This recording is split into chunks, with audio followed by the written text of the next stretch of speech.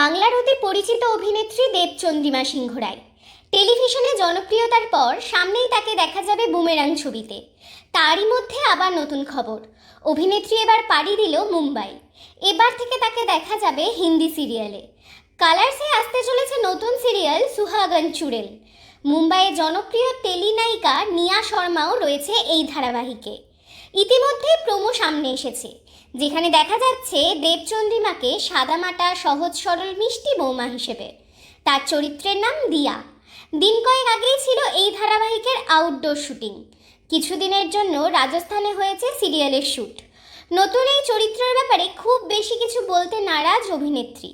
তবে গত এক বছরের চেষ্টায় অবশেষে সে হিন্দি ধারাবাহিকে অভিনয়ের সুযোগ পেয়েছে, তা সে জানিয়েছে সংবাদ মাধ্যমের কাছে। তাকে শেষ বাংলা সিরিয়াল সাহেবের চিঠিতে দেখা গিয়েছিল।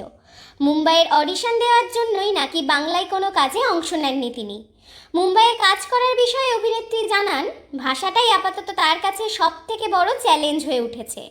বাঙালি শিল্পীদের যে মুম্বাইয়ে আলাদা করে কদর করা হয়, সে কথাও জানাতে ভোলেননি অভিনেত্রী।